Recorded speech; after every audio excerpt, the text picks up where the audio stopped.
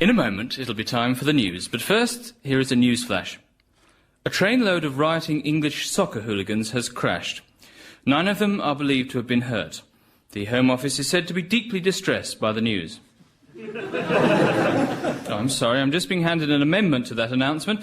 It should have read, a trainload of rioting English soccer hooligans has crashed. None of them are believed to have been hurt. The Home Office is said to be deeply distressed. And now it's time to join Lynn Folds Over for another edition of the consumer show, You, Together with Your House and Possessions and Other Things as well. You, together with your house and your possessions.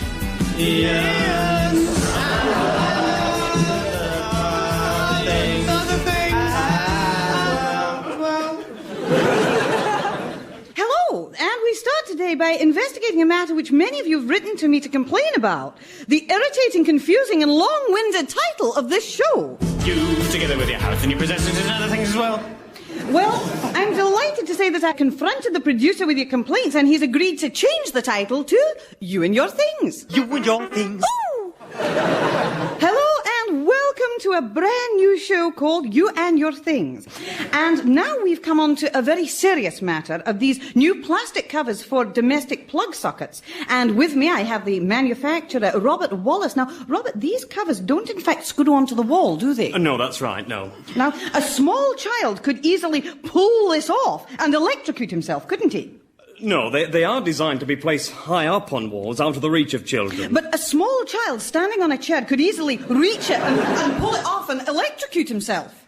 No, it has a child-proof clip that makes that impossible. I see. Yes. Uh-huh. But a small child standing on a chair with an electric drill could easily bore a hole through the socket, insert his finger and electrocute himself. Yes, but, I mean, who would give a small child an electric drill? We did, in our experiment. We took a small child and just by placing an electric drill at the foot of his cot, it could easily get hold of it. But that's incredibly dangerous. Well, that's what everyone says in this programme, Mr. Wallace. It's disgraceful. Now get out. If you see something in the shops that's dangerous and should be stopped, especially if it could be harmful to a child, give me a ring and I'll go wild. Well, I'm joined now by our financial editor, John Travolta. Good morning. Good morning. John... Nothing.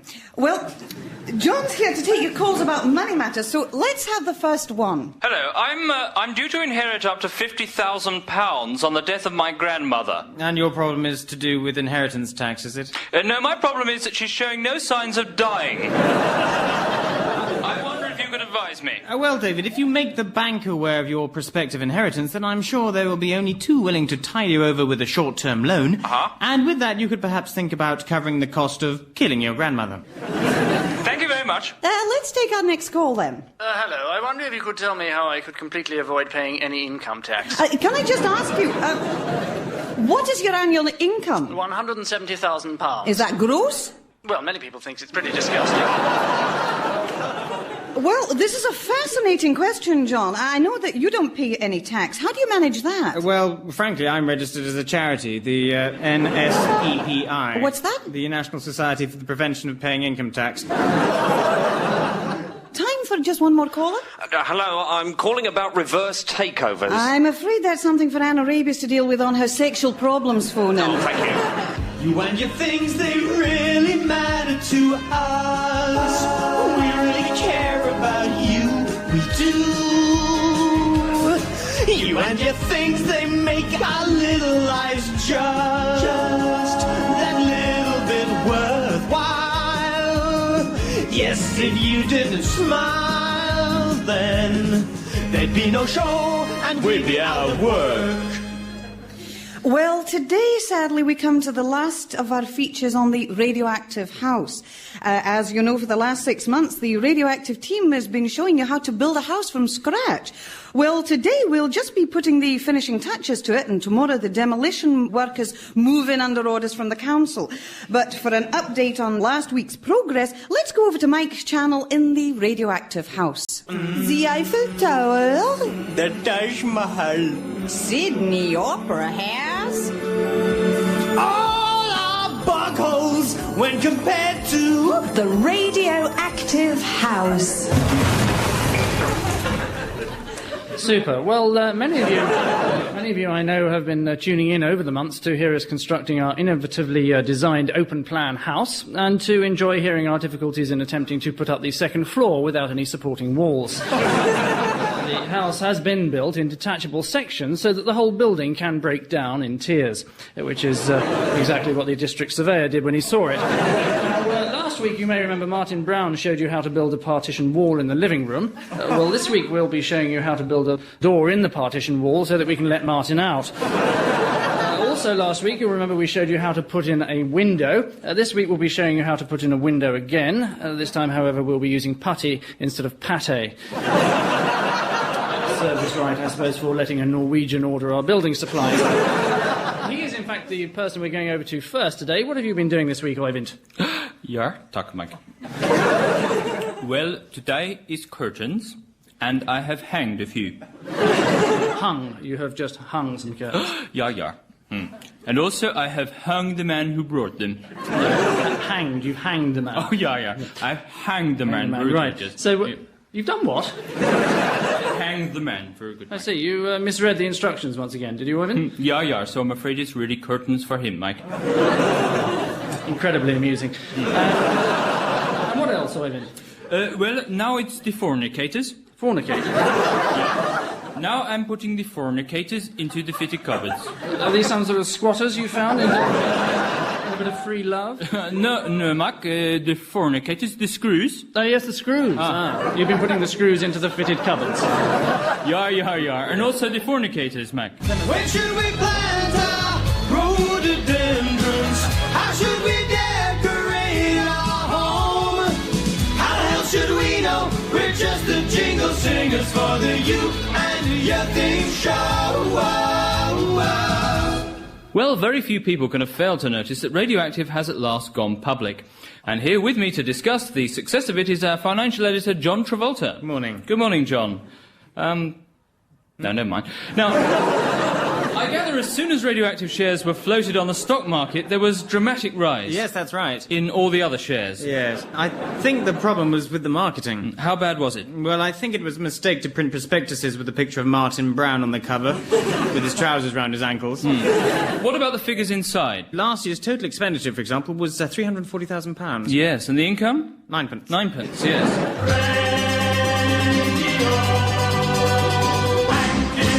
With me now, I have Mr. Wilfred Jenkins. Now, Wilfred was injured in an accident at the cash-up department store in Harrow Weald. Tell us what happened, Wilfred. Well, I was coming down the stairs and the rail collapsed and I fell down 2 floors. Right. Well, also with us is the manager of the store, Alan Rogers. What do you say about this, Mr. Rogers? Well, of course, we're extremely concerned. Those stair rails cost us quite a bit of money to replace. And frankly, we can't afford to go putting them up just so some old-age pensioners can take to throwing themselves through them willy-nilly. Mr. Jenkins, what do you say about these rather serious allegations from Mr. Rogers that you've damaged his property? Well, I didn't mean to. I just leant on it and it gave way. It was completely unsafe. Oh, disgraceful. Mr. Rogers, what actions are you going to take? Well, naturally, we are intending to take Mr. Jenkins to court. And we are hoping to win substantial damages from him. Oh, splendid. I thought you said it was disgraceful. Exactly. I think it's disgraceful that you should go around recklessly leaning on stair rails and crashing through them. Not to mention the damage that could be caused to a small child by a thoughtless OAP landing on top of them. I didn't do it deliberately. Well, that's just what the captain of the Titanic said. Frankly, Mr. Jenkins, what guarantee do we have that you're not going to keep running up and down stairs and throwing yourselves off? Well, for a start, both my legs are in plaster. Oh, I'm sorry, Mr. Jenkins, but that answer just won't do. No, come back here, Mr. Jenkins. Don't try and move your wheelchair away while I'm talking to you. Mr. Jenkins? Mr. Jenkins! Mr. Jenkins, are you all right? I think so. Well, thank heavens for that. I thought for a minute you won't be able to pay for the damage you've done to the studio.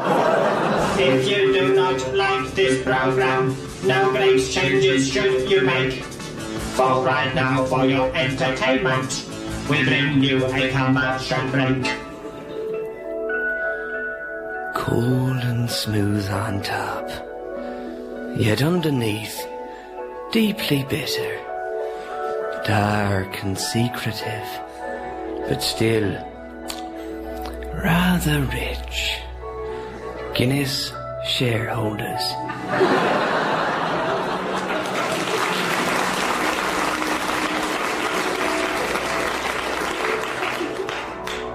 Pure stupidity. Do you run a local shop or small businesses? Then why don't you advertise through us? Late night telespots.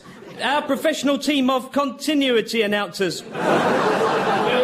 will read out your advert whilst the viewer is entertaining by a relevant photo of your premises. Here are just one of our many satisfied customer. My shop was doing real bad. Then I advertised through late-night telly spots, and within days hundreds of people had recognised my shop and had come in.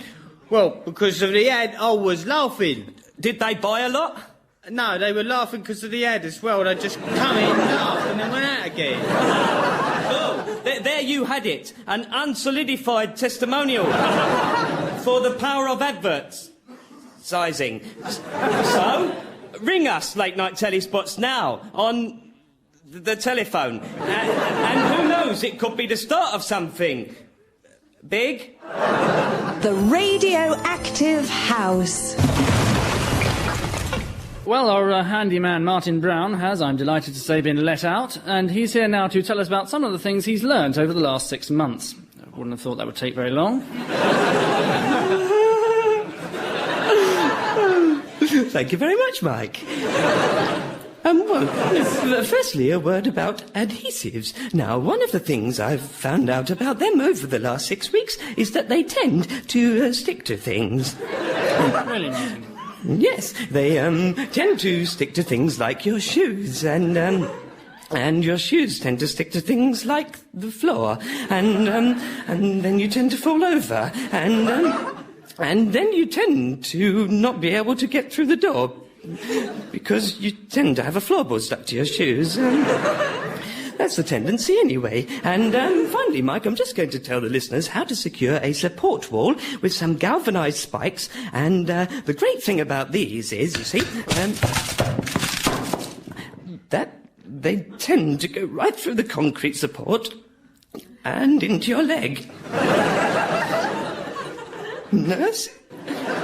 So, how to put a galvanised spike through your leg there. And once again, a demonstration of the absolute necessity of having a large medical team on hand when any work is being done by Martin Brown. Well, time now to hear from a man who this year has experienced an unexpected revival, the Welsh wizard Tom Bones. And Tom was, of course, a spokesman for a generation. Unfortunately, the generation he was a spokesman for was still speaking in Latin. But here he is, live, just about, from Caesar's Palace, Tom Bones.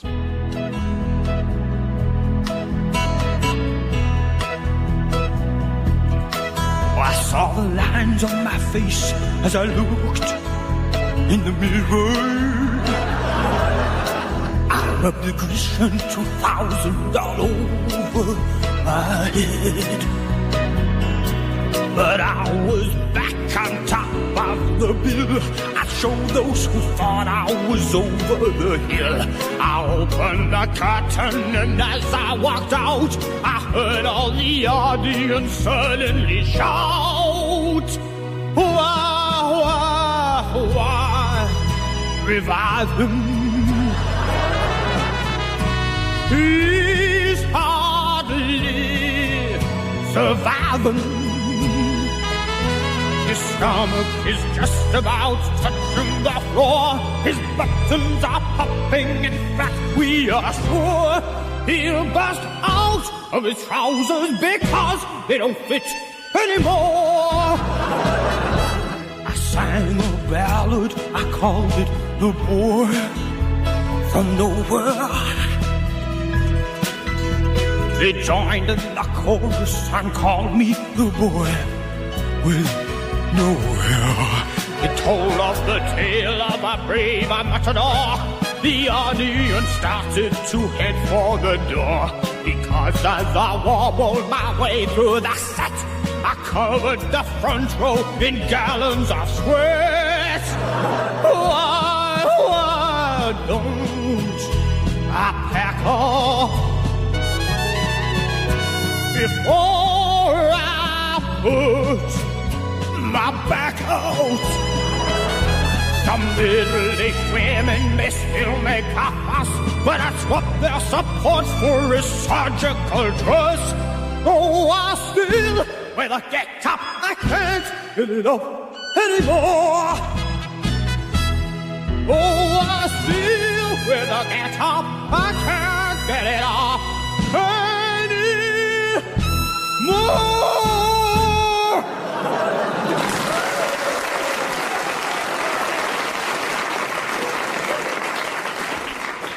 Well, one of the quickest ways of making money is to have a quick flutter.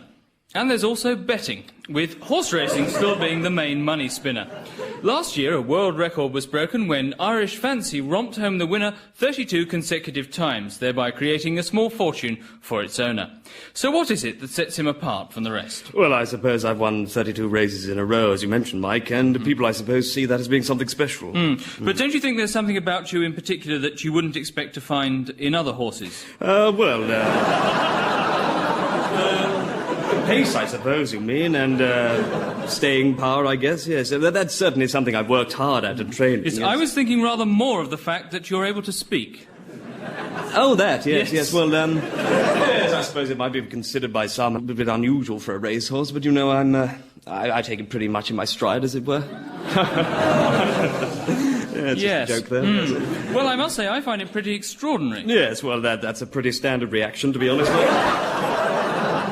In fact, as far as I know, it's historically unheard of for horses to speak. Look, I thought we were here to discuss my racing. I'd rather we didn't dwell on this speaking business. It's getting rather tedious. Right. Thanks. So I gather you've also sired almost 30 foals. Look, I'd rather we didn't discuss my personal life either, okay? Yes, I'm sorry. So do the other horses resent your success at all? Well, I don't know, to be honest. I've never asked them. Why not? The bloody horses, for God's sake. God, you are stupid.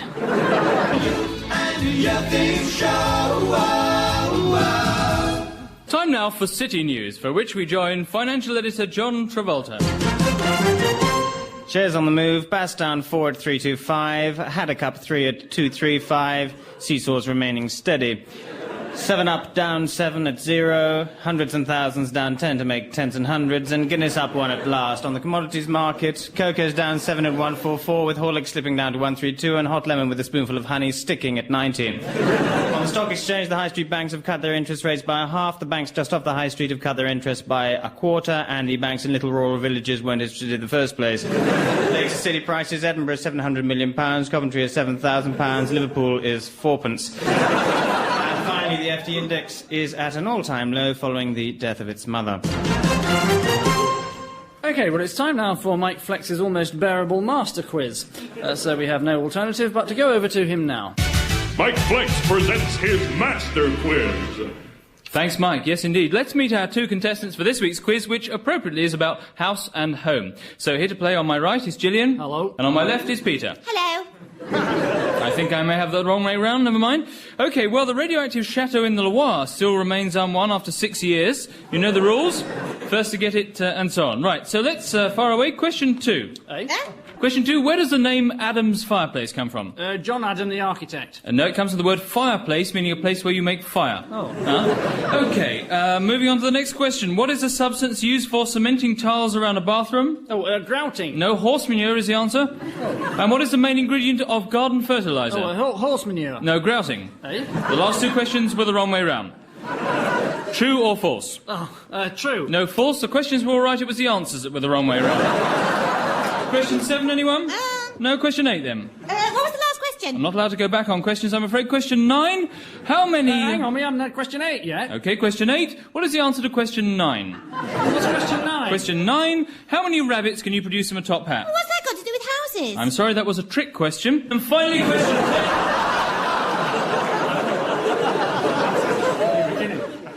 And finally, question 10, where do I live? Oh, blimey, I know. Yorkshire. More precisely? Oh, Harrogate? Can you give me the name of the street? Oh, bloody hell, the High Street. Oh, no, I'm afraid I can't give you that. Oh, come on, I got as far as Harrogate. Yes, but I live in Essex, in fact. You know. There goes the buzzer just in time. So it's many thanks to Jill and to Peter for playing and for losing, which means the Chateau in Loire remains unwon and, more importantly, available to me for the odd dirty weekend. Well, regular listeners to Anne Adapter's lunchtime show, it must be pretty hard up for things to fill their time with in the middle of the day, but they will know that she started her new series in which she visits various stately homes around the country, which she has wittily called Anne Adapter Visits Various Stately Homes Around the Country.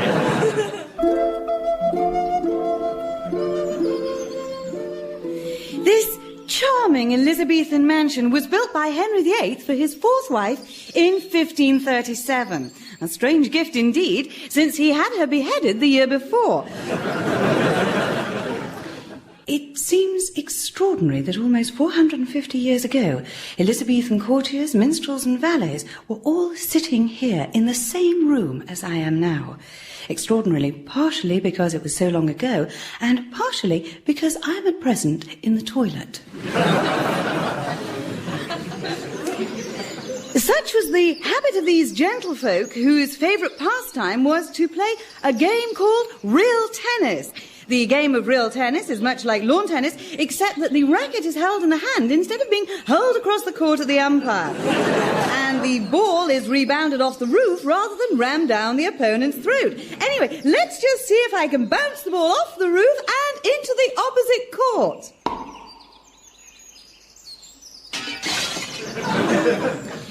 This broken stained glass window effect on the kitchen floor is a relatively recent innovation, about 5 minutes old, in fact. And notice how the red pieces of glass pick out the red of the owner's eyes. You stupid cow! Outside again, it's noticeable that if you look at the house from a distance by running away from it very fast, you get out of breath very quickly, especially if you're being chased by an enraged landowner with a meat cleaver. This is an adapter for you and your thing saying, help! Your house, your garden, your pets, your home,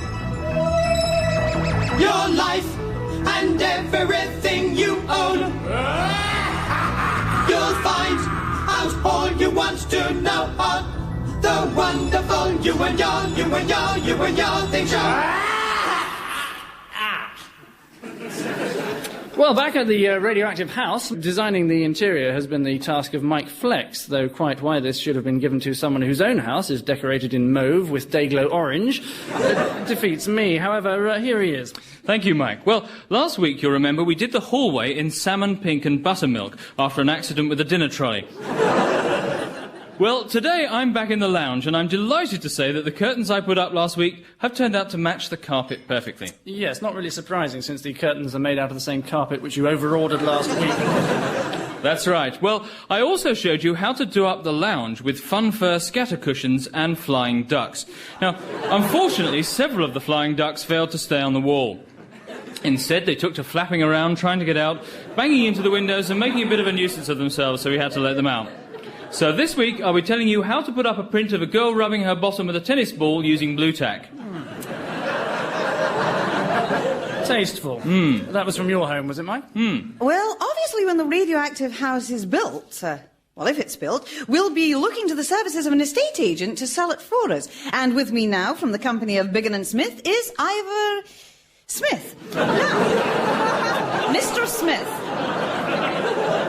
Call me Ivor. No. Mr. Smith, what exactly do estate agents do for their money? Well, we put a large and unsightly board up outside the property. We take a very blurred black and white photograph of the house, which we then send along with a lot of inaccurate and misleading particulars about the property to all the people in our mailing list, 90% of whom have been on the list for over 2 years and are no longer looking. And how much do you charge for doing that? £3,000. I see. Would it not be better selling it off privately then? Well, there's one major problem with selling it off privately, and that is that you keep all the money. Is that a problem? It is for us, yes. Yeah. Buy or sell? How many shares? Bolivian zinc. Or kitchen chairs? Sudden rise in underwear? You and your things tells you when and where. We'll give you all the ups and downs. So, what should you do with your savings? Where should you put your money? Should you, as Martin Brown does, put it in a cardboard box under your bed? Or should you, as Sir Norman Tonsell does, open a portfolio of shares in South African Kaffir exploitation trusts? Should you, as Oyvind Vinstra does, change it all into Norwegian kroner and wonder why nobody in this country accepts it? Or should you, as Nigel Pry does, stuff large wadges of banknotes into pillar boxes for no apparent reason? Well, with us is our financial editor again, John Travolta. John, I have to say, this has been something I've been meaning to ask you all the time. Where did you get that tie? Smashing. Right, John, what should we be doing with our savings? Well, you can't go wrong putting your money into property. What sort of property? Well, on the whole, I'd recommend houses. Derelict bomb shelters tend to yield a low return on your investment. What about the stock exchange? Well, if you can get it, yes, but as far as I know, it's not up for sale. I mean, investment in stocks and shares. What would you recommend for the small investor? A pair of high heels and a large hat, I think. And for the investor with a small amount of money? Well, I would say the current climate of privatisation is absolutely ideal for anyone with a little bit of capital and 6 names. Well... yes, that would be best. But would you say building societies are better? Yes, if you like. Building societies are better? Yes, you really are a complete waste of time, aren't you? Yes, thank you. If you see something in the shops that's dangerous and should be stopped, especially if it could be harmful to a child, give me a ring and I'll go wild. If you're a gardener, you'll be familiar with the problem of mosquitoes, midges, greenfly and so forth. Well, there are literally dozens of insecticides and pest sprays on the market, and here with me to discuss them is David Grace. Hello. Now, what can be done about all these very harmful pesticides, David? I mean, how can we protect these insects? Protect the insects? Yes, I mean, these products on the market are designed to kill them, and do you know that? Well, yes. Well, what can be done about it? I mean, it's very, very dangerous. I mean, small children could easily turn into an insect and then get sprayed with one. Well, the problem is, Lynn, that these insects attack vegetables and fruit in our gardens. Well, they shouldn't. I know they shouldn't. It's very dangerous. Small children might wake up to find they've suddenly turned into a potato or a cauliflower and they're being attacked by these insects. Yes. Well, something should be done to stamp them out. Well, these insecticides do stamp them out. Good. Well, I'm glad we sorted that problem out. The radioactive house. Yes, indeed. Well, Nigel Pry has been full of exciting ideas for doing up the house, although unfortunately none of us have the faintest idea what they are. This week he is looking at the bathroom, and already he's discovered something completely new to him. Washing. Yes, this week, Man Pry, all in the bath and all the things needing demonstrated. And now, little hint, Man Pry, literally he brings you now for the when, as it happens, water gets cold and in the tank there, hot not. And this Inventi, this water warmer by Bathside, just pop in bath and water instant up heat with this electric fire.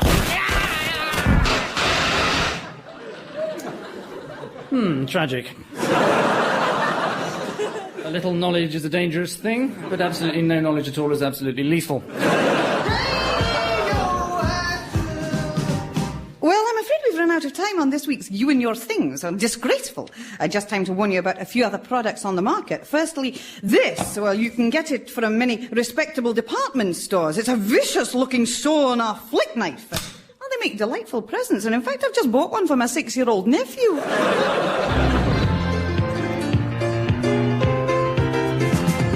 Radioactive was performed by Helen Atkinson Wood, Angus Deaton, Geoffrey Perkins, Philip Pope and Michael Fenton Stevens. Songs by Philip Pope, Steve Brown and Geoffrey Perkins. The programme was written by Angus Deaton and Geoffrey Perkins, with additional material from Michael Fenton Stevens. The producer was David Tyler.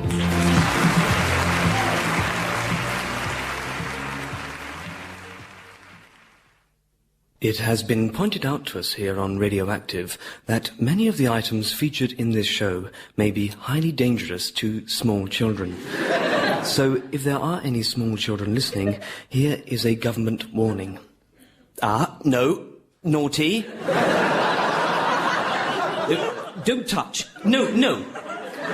Don't ever do that again. No.